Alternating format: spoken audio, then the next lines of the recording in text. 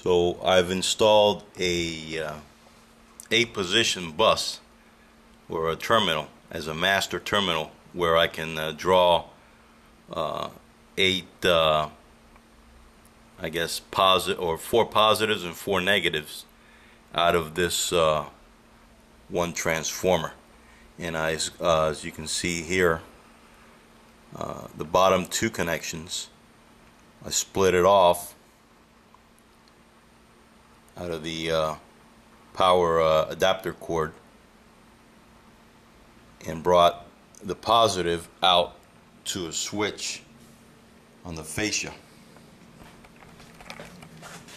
And this switch here will be able to turn on and off the transformer, that one by itself, and that one is only going to control railroad crossings, and later on I'm going to connect I think it's a block detector that operates under the same principle using the infrared emitter and detectors, and all of that will be controlled from this transformer only. I'll be able to turn it on and off from the switch here. Now, because I have a station track, whenever a train reaches the station, which will be there, if it crosses the detector and emitter, it will activate this crossing. So a way of deactivating it is by putting a switch on the emitter, which I will be doing, and that switch will also be mounted here on the fascia, so I can have control of these 2 tracks. When the train comes, goes over the emitter, it'll activate the crossing. However, I can override it by just turning off the emitter, and that will only be the case with these 2 tracks. These other 2 tracks coming up, they'll be left on automatic detection at these 2 points here and back here. So the only ones that I will be manually turning off will be these 2 station tracks in the back here, and only when a train comes to stop at the station or what have you.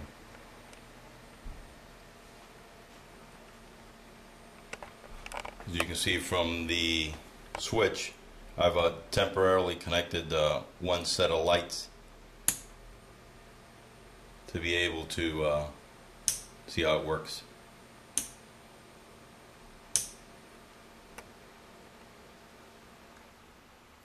Okay guys, as you can see, I have a lot going now. I'm installing these lamps from Walther's Cornerstone, and basically this is all part of the locomotive yard scene. I have these already installed and functioning.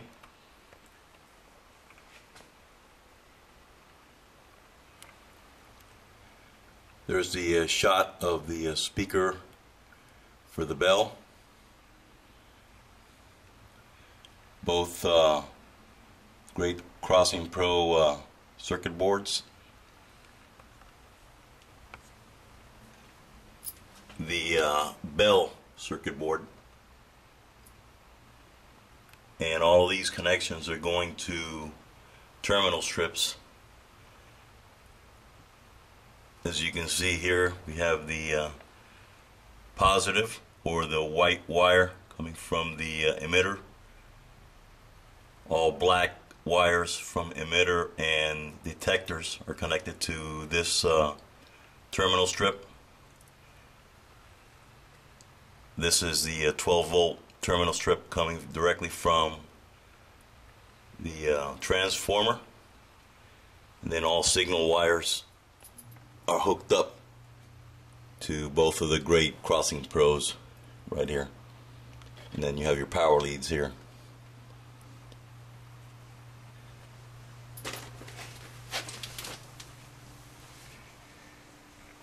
trying to do all this in one shot here. I'm going to be paving this part of the yard with Smooth-it, and I'm going to run a road straight down, ending right about here. This will all be paved with Smooth-it. So I'm installing these light sockets, and eventually the Smooth-it will come right up to the top, flush with the top of the light socket, so that I can either plug it up with a manhole or remove the manhole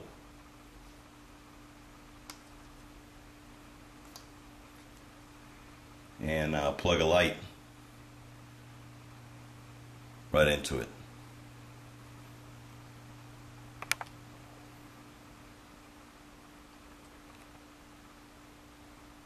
I'm also installing a light inside of the guard shack, so you can see here, and there's a street light also that will be on the exterior of the guard shack that I've already mounted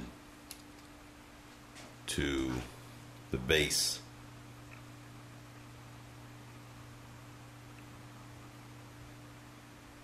And this one will go right in that hole. So a lot of things are coming together quickly, and I hope to have a video soon showing you the functioning crossing gates and all this area here finished up. Okay, continuing along, I've drawn the lines of the pavement where it's going across the diesel house.